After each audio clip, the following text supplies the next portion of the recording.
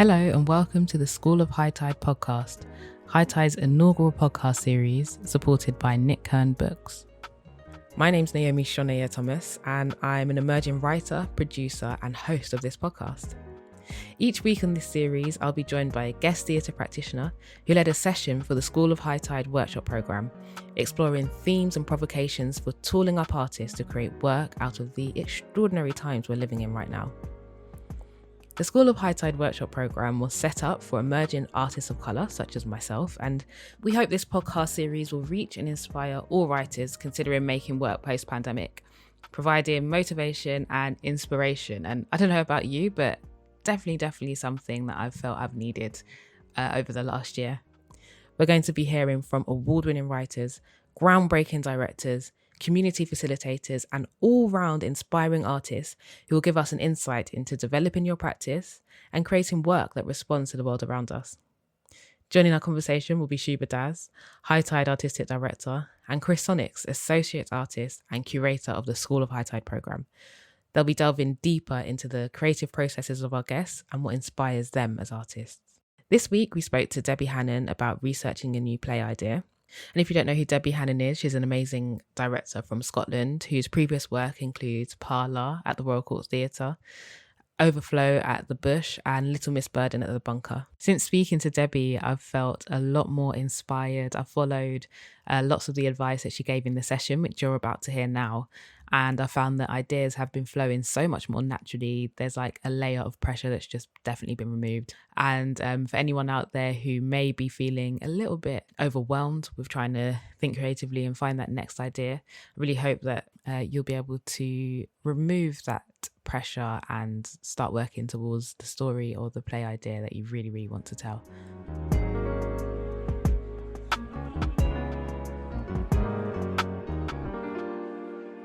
Research has been stolen by academia and it has been taken by the school system and made to sound really boring. And so if you take research away from being a dull thing that teachers and university buildings own and make it about going towards what you care about and what you're interested in, suddenly research is just about opening up your idea of what's human and leaning in towards what you care about.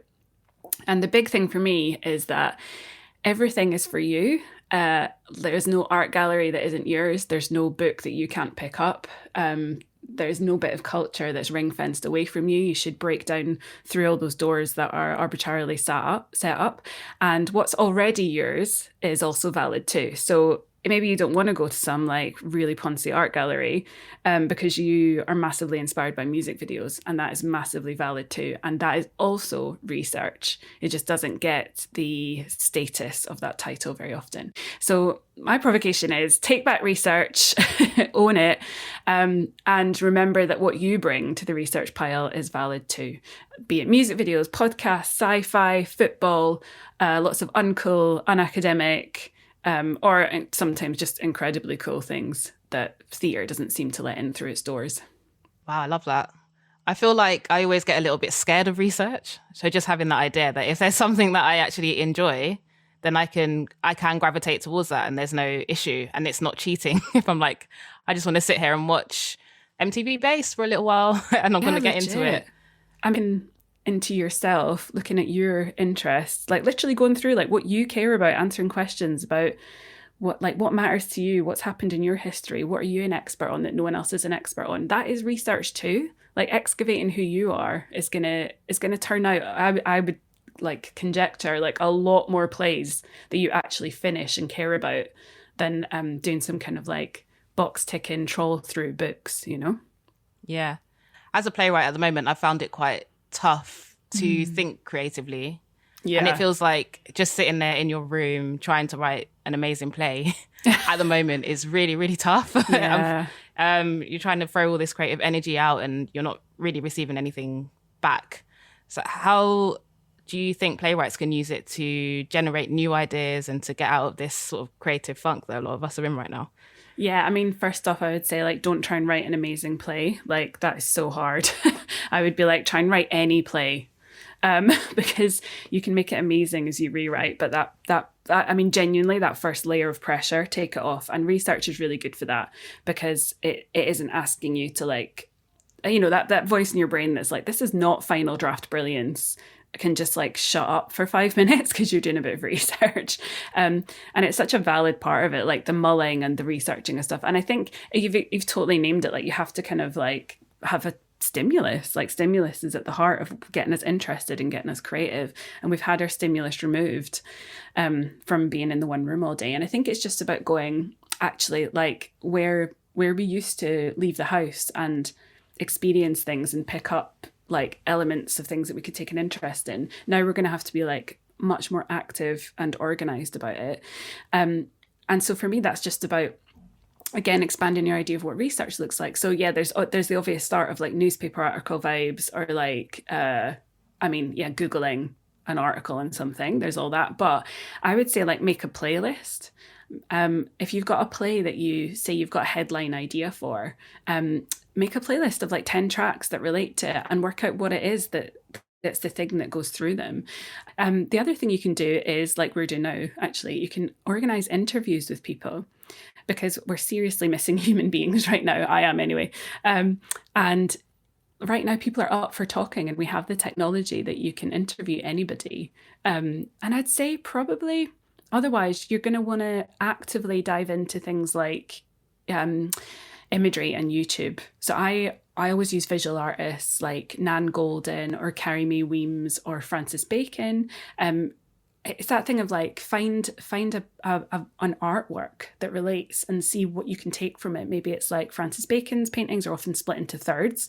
Does your piece want to be like 3 different scenes that are a take on the same event? So you get 3 different perspectives. You can steal that from a painting.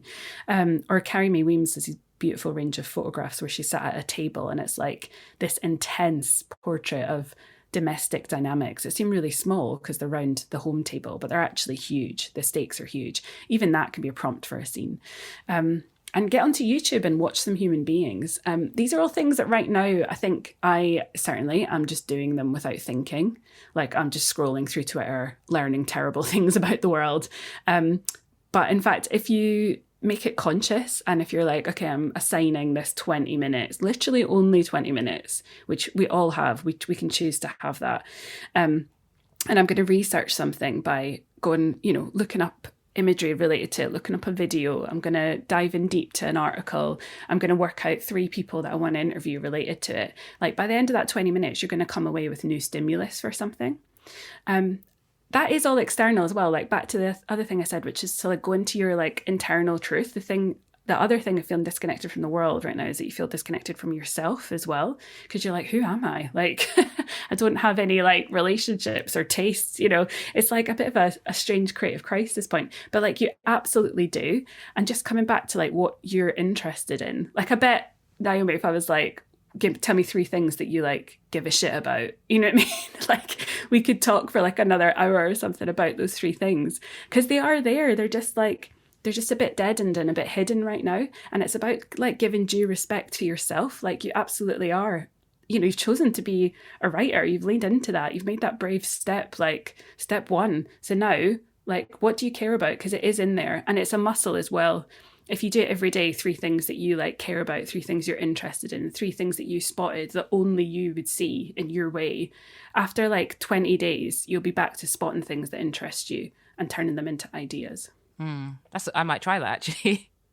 I was going to ask you sort of spoke about just now bringing in interviews and things like that.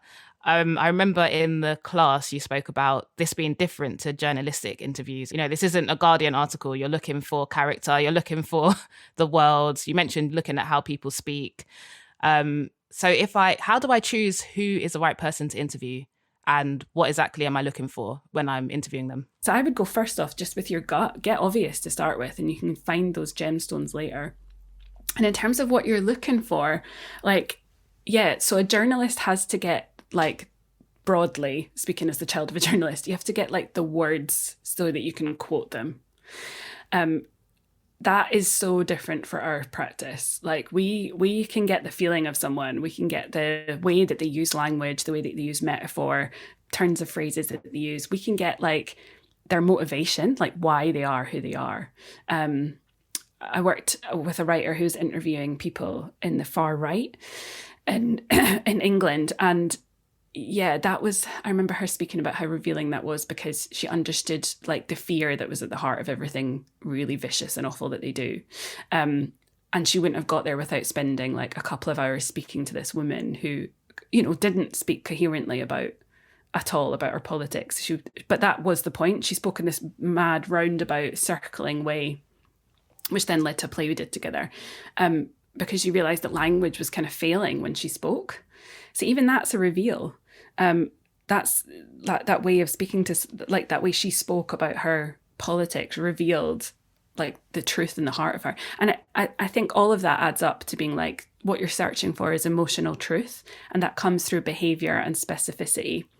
In that you can be accurate in your play. Like you can have like the right dates, the right times, the right, the correct things, but like correct doesn't change hearts. Like it doesn't make people's like minds and souls shift because they've opened up a new door of empathy, but like an emotional truth will. So I think it's whatever sparks your interest about the truth of that person. I want to know more about how you work with writers as a director. But I feel like now's a good time to bring in Suba to talk about that.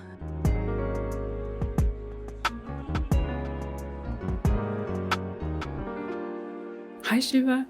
Thank you, Debbie, for joining us for HighTide's inaugural podcast series. So my pleasure. When we were putting together the sort of lineup of artists who've also been teaching on our kind of in-person / on Zoom program, Chris Sonnex, our associate artist, who'll be joining us later as well, suggested your name, and for me, certainly that was an immediate yes, because you're one of the most extraordinary directors we have working in the UK at the moment. Stop, Suba. That's quite all right. I love 10 a.m. Yeah, you definitely. I wanted to move on to your most recent directing triumph, which I was also delighted to see, Overflow with the Bush, by Travis Alabanza, and thinking a little bit about within that process as a director supporting writers, and perhaps as a director supporting a writer interrogating trauma within their own experience.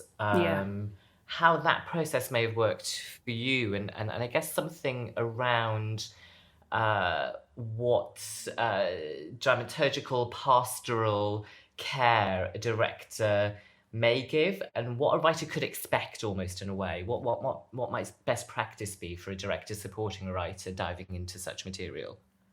Great questions. Definitely Overflow is a great example because it's so dependent on each piece, and it's so dependent on your relationship with the writer, and how you've built it and how you developed it. And there is a bit of a probably dating analogy, which is that you don't get married. Like go for a coffee first before you just don't get married. Go for a coffee and go on some dates and try living together. Do you know what I mean? With a writer, if you can, because not all processes allow that. So build trust with your writer, I would say, is number one. Like, if I was advising a writer picking a director, I would say like notice what they ask about you, notice their approach to the play. Quiz them on what they see in it. What's their connection to it? Are they connecting to like a cool staging idea, which is fine, like that's cool, but is it not more important that they connect to the root of it? I work really closely with writers, really as a dramaturg, within being a director. So my practice around that is based around getting to know pretty intensively what they want the piece to do, and then making sure that it's delivering that, usually through lots of questions. A mixture of, I'm a pretty direct person because I am Scottish and come from working class families, so there just tends to be a more direct communication style. But when I'm noting, that'll be a mixture of like direct thoughts, but also a lot of questions of like, what do you want this to be? This is what it seems like to me. What do you want the impact to be? Could it be this? Could it be that? Could you, lots of offers really. If you take again the research paradigm, like research is built around a sort of curatorial, is that the word? Method of like, oh, assemble your things and pick and edit. And it's a bit like that with me in notes. I'm being like, here's offers. What is the offer that goes most towards what you want? And I think like a red flag for me if I was a writer would be if someone was like, change this, or emailed my script back with changes in it, which I've heard writers say has happened. Or just, cut this, but no explanation. Like every single note I give or suggestion of a cut will be with an explanation of why. It's time intensive, but that is what trust is, where, you know, I treat the writing with the same degree of respect and like love, not to be a cheeseball, but love that the person has poured into it when they wrote it. And of course, the thing that overflows about the current climate, really, it's about a trans woman in a toilet who is facing an attack on the outside. So it's extremely prescient. It's very relevant both to Travis and the amazing lead actress, Reese Lyons. And as well, like, you know, it's that I have direct experience of that stuff in my own life and with my family. So we were very connected as a team. I'm genderqueer as well, so we shared a lot of the things that were in the play, but also I was there to be the outside eye. So the way that I approach that with Travis is to just ensure that everything in it is saying what they want, and with a lot of care, because to solve a play, like every stage is a research stage. So there's the meetings before you begin, there's the reading of the drafts, there's getting into rehearsal as research, even up to doing a preview, up to really press night, you're researching, because you're researching what is it like when a person reads it, what is it like when a person does it when they stand up, what is a person, you know, what's it like when I throw this song over it, what's it like with a bloody audience, you know, or now what's it like on screen. So all through every part of that, it's just about making sure that the work is doing the original purpose that the writer came with. And that kind of makes everything around dealing with trauma have a purpose. And, you know, if you're really dealing with someone in the middle of a trauma response, like just stop work. It's just, people are more important than work. Just stop, like have a bloody tea break, you know what I mean? Like go and like, just like end the day early and like start tomorrow. And like, but the thing I always say, if it's like not in that real moment of trauma crisis, is that bring it back to the work, because sometimes I feel like maybe it's a particularly British thing, I don't know, we're a bit afraid of emotions. We sort of want them on stage, but we don't want them in life. And I'm a bit like, it's actually fine if a writer is upset. It's fine if an actor cries because something rings so closely to their own experience. Just if you're a director, and I say this for the writers who are meeting directors, the director should be good at holding that, not in a therapist way, just in a like, bring it back to the work. Like, of course you cried, because it's absolutely fucking exhausting being trans in the UK right now. Like, it is debilitatingly hard. We're in an era of such extreme prejudice that a children's writer can sell merch online against you, or advertise that merch. And it's a disturbing time to be alive and be trans. So of course it's exhausting. Of course it's going to bring up real stuff. Of course it's going to like hit hard. And it's just like on a base level, that's what the play was answering.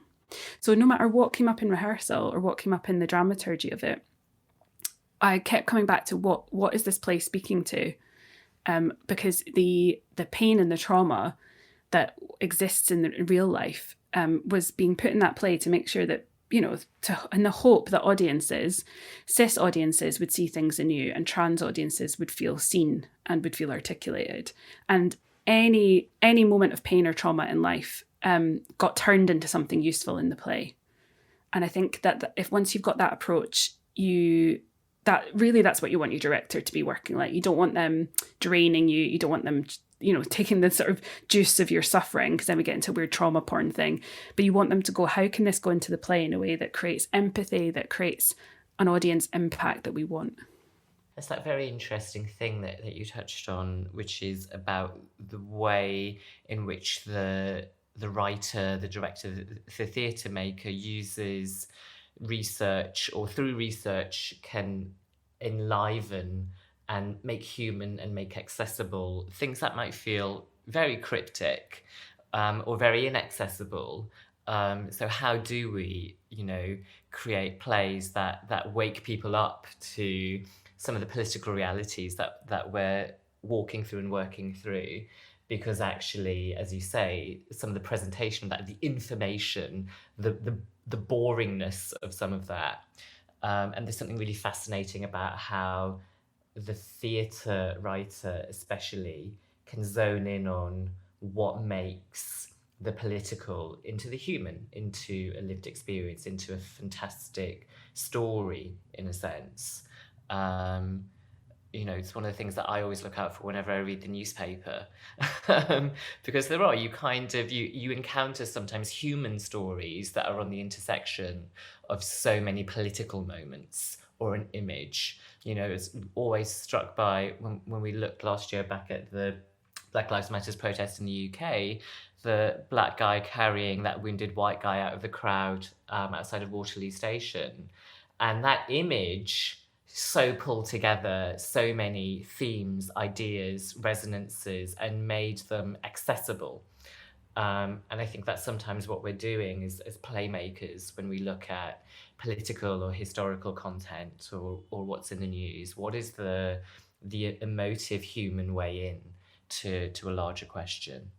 Yeah, completely. I mean, I think it's that, I think it was a This American Life podcast maybe, where they spoke to, I'm going to really half remember this, but I think they spoke to a lot of Americans in the Bible Belt about homophobic beliefs.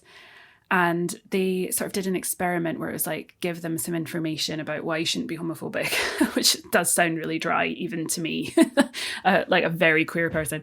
And then the other option for the other group was that they got a queer person to go and speak to them once a week for like 2 months.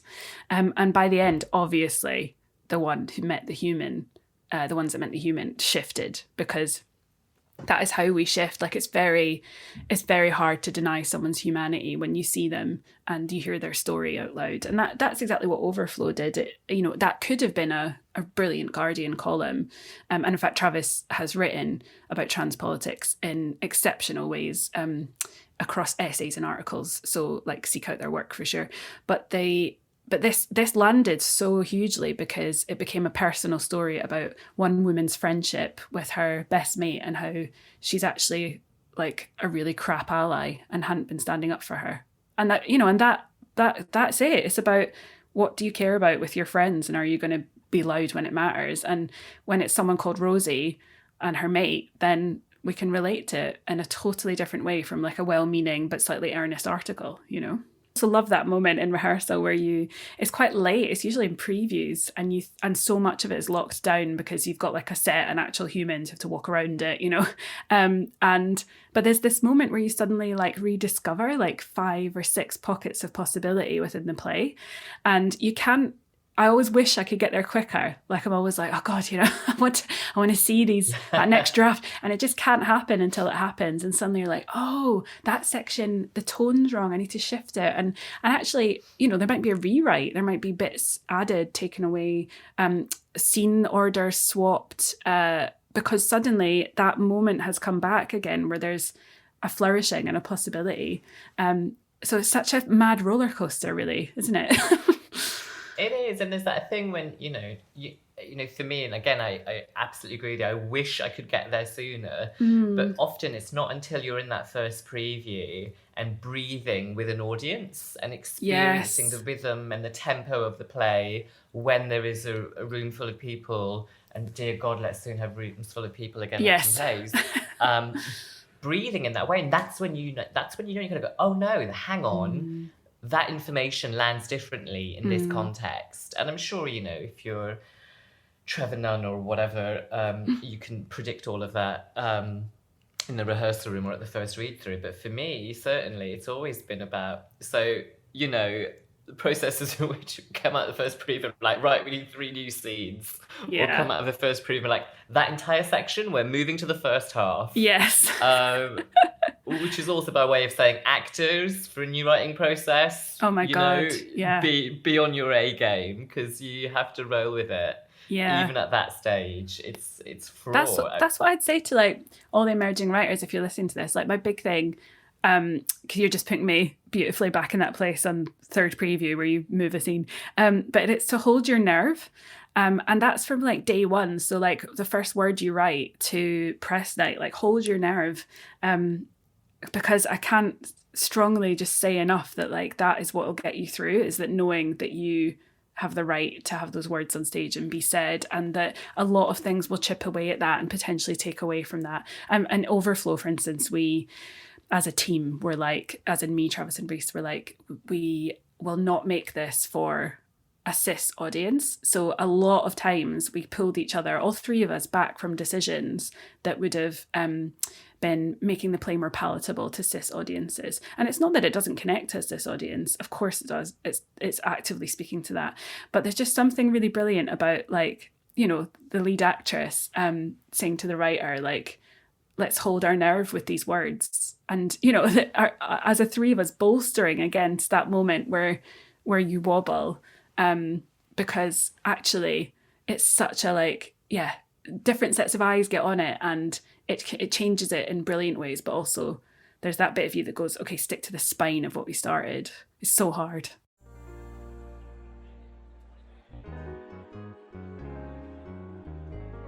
I'm Chris Sonnex, associate at HighTide, and freelance director at Employ Me. Or give me a building. I don't know. Anyway, I was listening to, thank you, Debbie, for your brilliance and for everybody being really, really brilliant. I was listening to that thinking, God, I've got to speak now and I'm an idiot. And I was thinking actually about what you said about the validity of finding your own research and finding your own, the validity of life is enough. And actually, I spend many a time thinking about the fact that my life is infinitely better with you in it. Thank you, Debbie. But I wish that I could have had you when I was at school as well, because I was consistently bored and couldn't find my way in to understanding anything, and just switched off.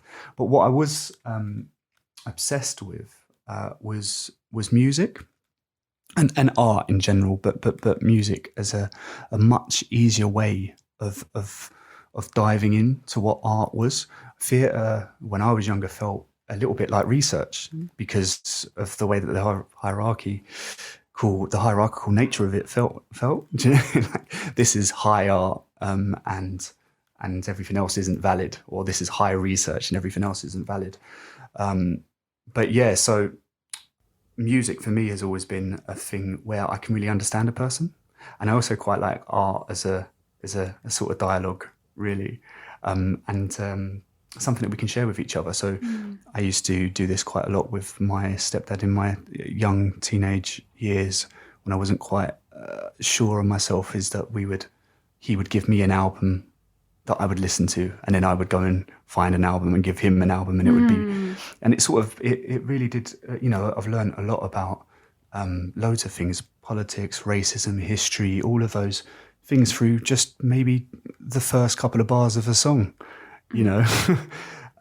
So I asked you earlier about what your favourite album is. Do you want to talk about it? And why it is? I might have to do two because of what you've just said, because it just made me think about something else that was more formative. So the one I said to you was Cocoa Sugar by Young Fathers, who are an Edinburgh band, and they're just exceptional. They're just incredible. They're a mixture of like art pop and rap and soul and lo-fi, and how can I describe them? They're just so unique, which I think is the point.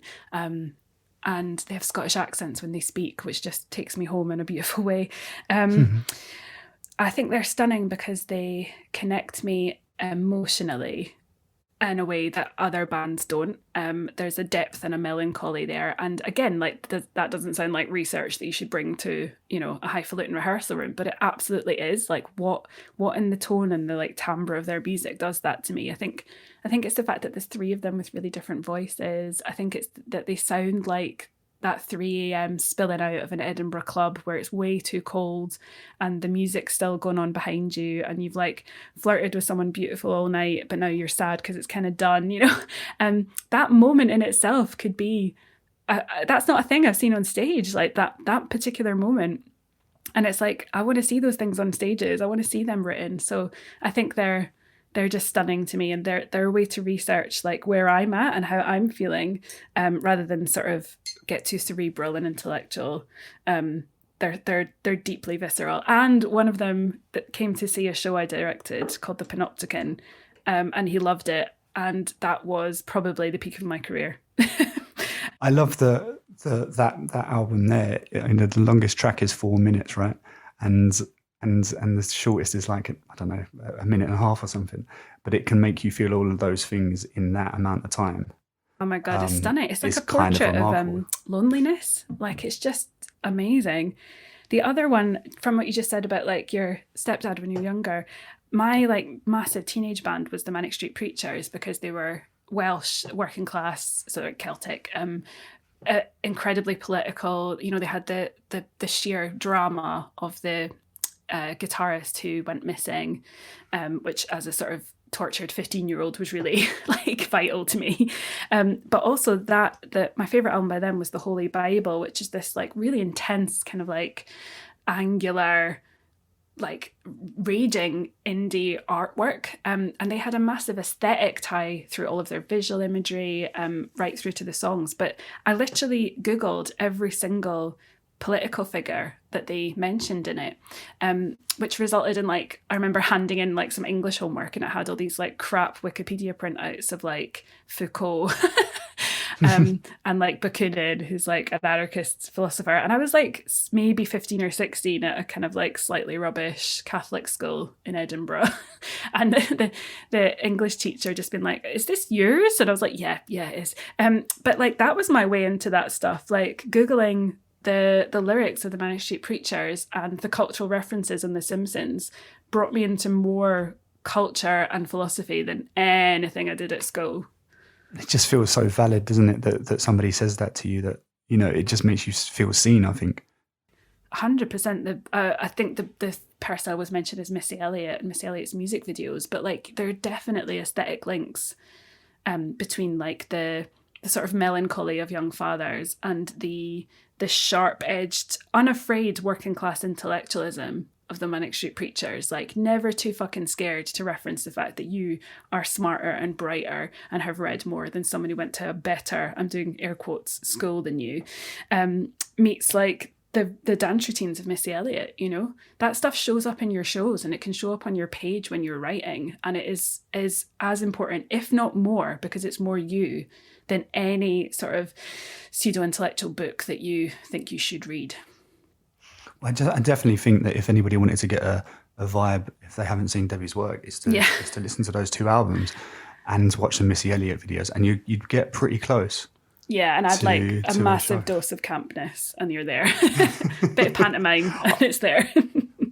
What I like about I sort of could have guessed that you were going to do Young Fathers because I know you pretty well, but I think it's the interesting thing about the hybrid of forms. Yes, that you can't pin Young Fathers down as a thing, and actually, I don't think you can pin Debbie Hannan down as an artist.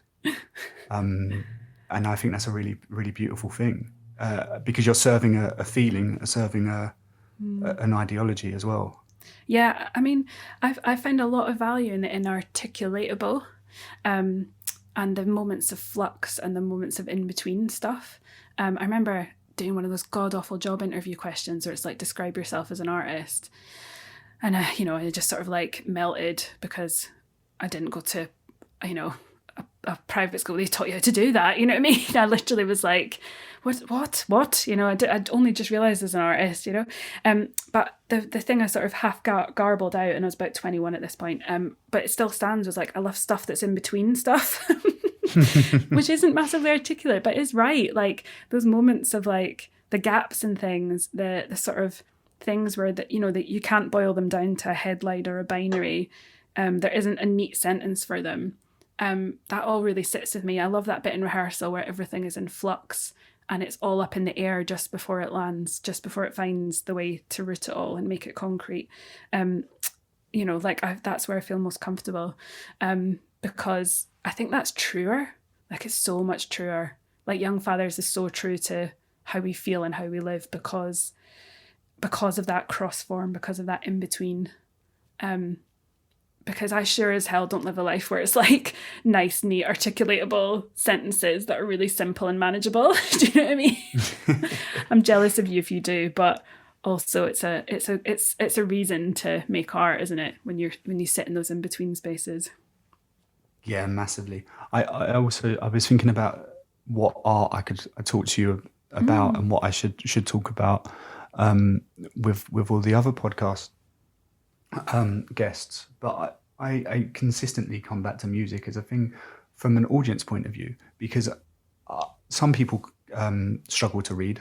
Some people don't have the ability to stay there. I'm probably one of them. I find it really difficult. Unless it's a script, I find it really difficult to sit there and read something. And would I listen to a piece of music? It's much more accessible. I love that idea that the revolution really, I guess, in some ways is allowing people to say, I don't like this shit. Mm-hmm. Do you know what I mean? Like, it took me a long time to get to that point. I remember when I was like studying in theatre, I was like, oh yeah, I must love this artist, or I must love that because everybody's talking about it. And you know, you keep going through the industry thinking there must be something wrong with me because I hate that show, or I just really don't like that. And actually, the moment when I decided that I was just going to accept that as a thing was that I started appreciating the art that I didn't like anyway, as a thing, you know. Yeah. And that's true. That is true civic, isn't it? That's a true civic nature of art, of saying it's okay if you don't like this. You have the ability to say no. Mm-hmm. I always think that I don't want to come and see it. Contemporary art, you know, my family coming to contemporary art gallery with me and being like, oh, I don't really get it, it's not for me. And I'm like, no, that's the artist's problem, not yours. Like, it's not that you don't get it, it's that you don't like it. It's that like, you know, like splash of colour with no relationship to anything doesn't do it for you. And that's because you're allowed to be like, that's shit. I don't like it. It's not good. Let's just go and find something that you do like, because that's a valid response. I think you're so right. Our truthful gut responses get turned into like, flaws as opposed to really valid opinions. Maybe just because we've not been, I don't know, trained to talk about them in a certain way or something. I love given agency. Yeah, exactly. And agency is what art should give you. It shouldn't take it away. I wanted to know what you would have told your baby self going into the industry if you could zoom back, pull those caves back and go back in time. I would say that all the things that you're going to try and get rid of are the things that are good about you. So you're going to change your accent to sound posher. You're going to not mention the fact that you're queer and not mention that who your partner is.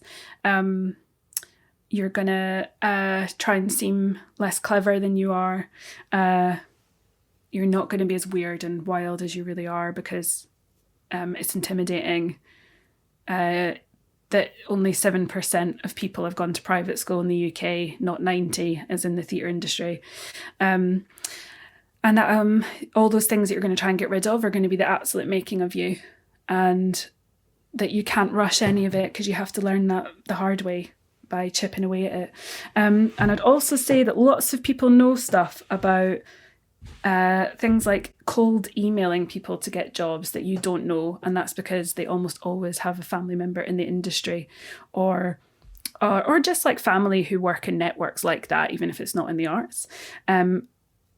And that email people and ask for gigs because or introduce yourself in a bold way because that's what everyone else is doing and you just didn't know that you had to do that.